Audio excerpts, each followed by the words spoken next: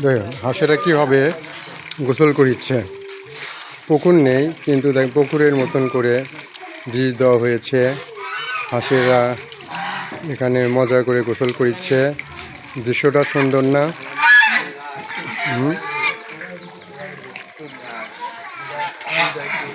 ও